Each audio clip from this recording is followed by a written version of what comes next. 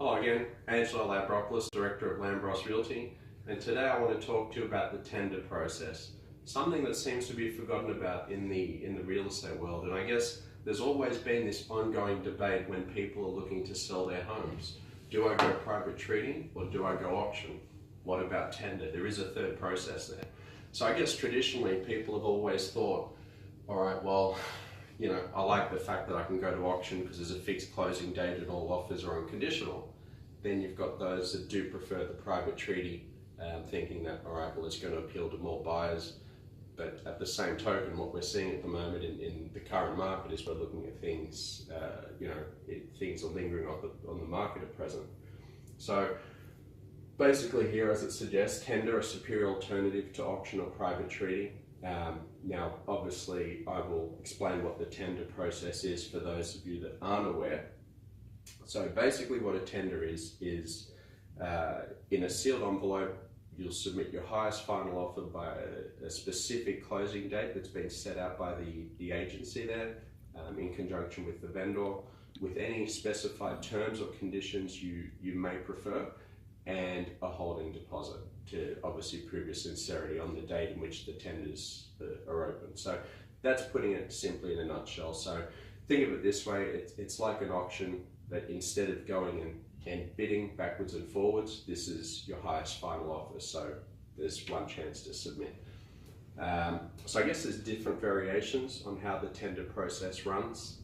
And I'll go through a checklist here on the benefits and how it's advantageous to everyone in the process. Okay, so looking at it here, so I've done the obviously a chart here just to obviously outline the benefits in comparison to that of private treaty and auction. Okay, so what you've got here is a fixed closing date. Okay, so auction provides this, tender provides this as well. So the thing you've got to remember with private treaty becomes a negotiation after a failed auction campaign, as it would do a tender anyway. So, and you've also got the ability to negotiate private treaty as you're running an auction and tender as well, right? So I think it's imperative that when you are marketing a property for sale, you should have a deadline to begin with, because the early stages of the marketing campaign is where interest is at its best. Okay. Now, unconditional bids are accepted. So unconditional meaning you've got a 10% deposit or 5%, anything that's agreed upon. So you're purchasing on unconditional terms without a cooling off period, right? Now, obviously as a seller, you're going to look at that more favorably as opposed to a cooling off period, right? But if there's someone that wants to offer conditionally, right, which is a 0.25 holding deposit and requests a cooling off, and they do have an offer that really appeals to you and is significantly higher than the unconditional offer, well then it may very well be within your best interest to accept that. So what you'll notice is tender provides for both of those. So you're leaving the purchasing terms wide open for anybody that may be interested. So you're not discriminating against anyone. You may get a last minute buyer that just sold their house and is looking to buy something, haven't had a chance to visit their solicitor in order to read over the contract for sale and allow them to purchase at auction, right? You've still got the flexibility to do that last minute with a tender, which is beautiful.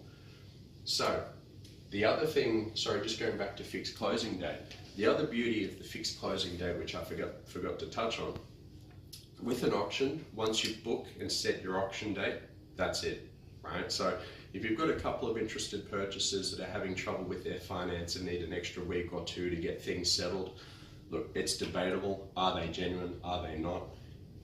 I guess that's up to you as the seller and the agent to make that decision. But if you feel it's a legitimate reason, with the tender, you can actually shift the closing date backwards or forwards as you see fit. You haven't got that flexibility with an auction, okay? So there's some food for thought there. Truly competitive bidding process. Now, I know a lot of you out there are going to argue with this, saying, but no, auction's a truly competitive bidding process. It's a comparative bidding process, but I wouldn't say it's competitive. Now, what I mean by that is this.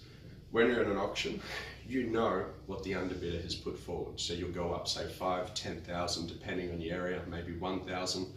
So what you'll be doing is bidding against the person next to you, right? So you are starting low at an auction to get the auction bidding process started. Now, with a tender, the next person doesn't know what the other's offered, right? So what you're focusing on as the agent, and obviously when you run it well and you've got an agent that is competent with the tender process, what they'll do is be able to understand the buyer's wants, the buyer's motives, their highest budgets, and be able to extract the highest final price from that buyer, which is something that wouldn't happen at the auction because they're not pushed to a process in which they can do so. Now, don't get me wrong, I'm not saying auctions never do. There's been some great results at auctions, but I guess what you need to look at now is this. When you look at the market, and I've put a brief note here, it's been, last weekend was the Ford Domain recorded a 48% auction clearance rate. Now that's the worst it's been in Sydney over the past 10 years, or one of the worst, I might add. Now, further to that, in our area of operation, our office here in Cherrybrook, there's been a total of 55 auctions. 29 have sold under the hammer, which leaves an auction clearance rate of 52.7% over the last 6 months, right? So there are people out there looking for other alternatives. They're looking at auction, fearing that, gee, what if I undersell? What if I'm pressured to accept a price the market is offering and I'm not quite comfortable with it? The tender doesn't put you under that pressure as a seller, right? So, you've got to look at it in perspective, what's going to give me the best result, right? With the least amount of stress. And that's why I think you'll find that the tender process isn't as common in the bigger cities, I guess you could say. Auction has always been the traditional preferred method.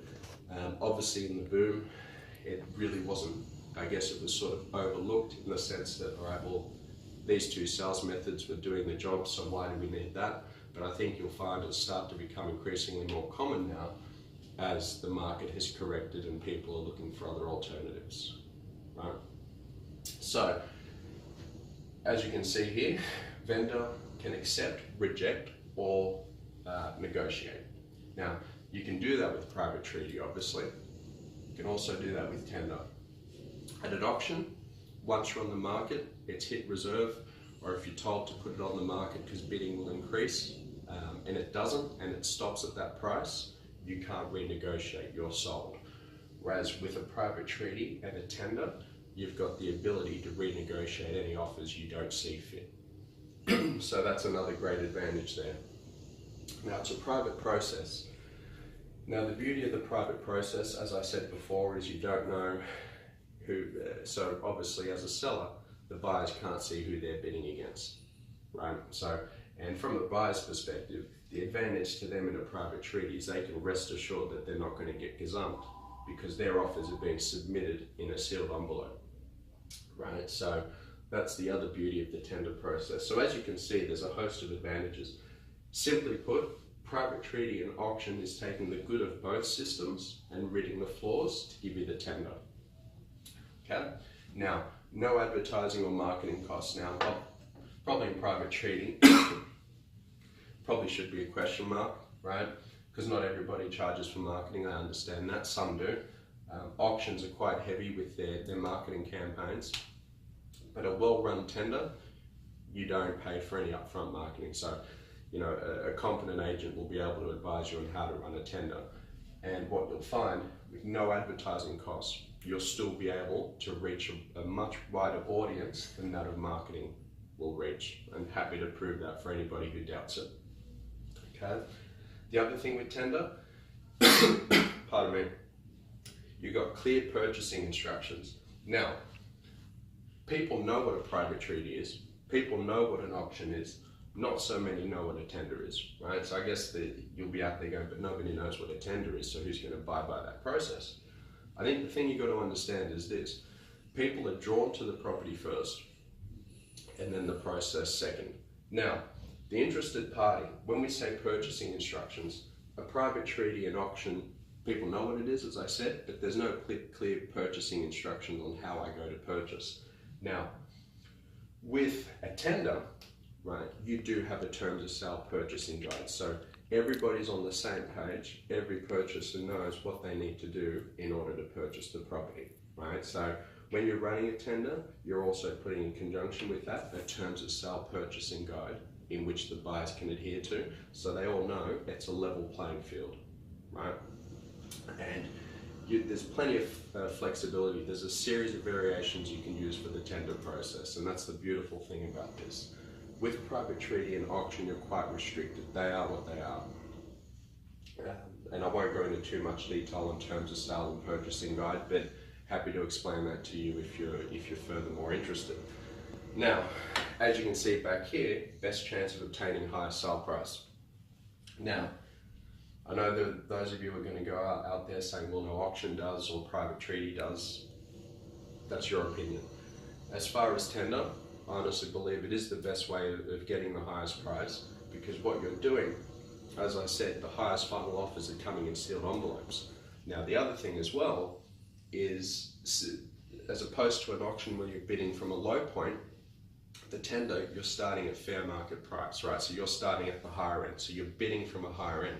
Now, yes, you're not going to get the competition to that as you would at an auction at a low price, but you're also eliminating the risk, okay? And especially with auctions that are passing left, right, and center, a lot of these underquoting, if you would, type pricing methods that have been used in the past to get the auction rolling and get it flying are starting to come undone, as you can see with the clearance rates, which really puts you in a compromising position if it passes in and you have to negotiate thereafter. Now, as you can see with tender, you're not, all it takes is one interested party to purchase, right? All you need is one, right?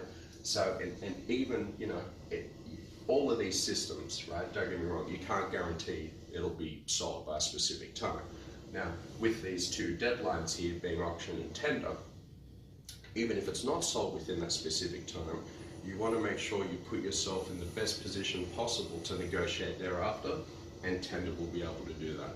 And the beauty of that is in the sense it's been private. So the campaign's been private, but at the same time, it's been very, how should we say, very aggressive in a good way. And obviously the beauty of it is you're appealing to every buyer. As I said before, you're not discriminating against anyone. Now, another thing I wanted to quickly mention, which I found quite interesting, and I did some research obviously before this, just quickly. Andrew Winter of Selling Houses Australia, which I'm sure a lot of you have seen out there. He did, there was an article in the Daily Telegraph back in October 2014, obviously talking about people are aware of auctions, people are aware of for sale by negotiation, which is private treaty, but who knows about tender? Now, the one thing that really stood out to me was this paragraph they had written in there, and it goes as follows. He writes, "One of my main concerns with the auction process is that it scares some buyers off. If I'm selling a home, I want to ensure as many people as possible feel comfortable submitting their interest." Now, and that's exactly what the tender does. And he's not saying in this article, don't go to auction or anything of the sort. You know, yes, these two systems do have their merits, but overall, it's very hard to find how these two methods would beat that when run properly. So all things being even, you've got a competent agent running tender, competent agent running an auction campaign, competent agent running private treaty, that'll win every time. And there's been a reason why all the high-end types are and all the development sites are put out to tender, right? Because they know none of these methods will ever get the price a tender would. So I hope that answers the question. If you have any further questions, I mean, this recording I only do one take, so, you know, I may very well look back on it and go, geez, I should have said that, or I missed out on saying that. But if there's anything that didn't quite make sense or you want further information on, if selling by way of tender is something of interest to you, by all means, give us a call. My name is Angelo, Director of Lambros Realty. You can reach me at the office here, which is 029481 0999. You can email me, so you can reach me at info@lambrosrealty.com.au, or you can simply visit me at our Apple Tree Shops Cherrybrook office address, in which I'll be more than happy to talk to you. Thank you for watching.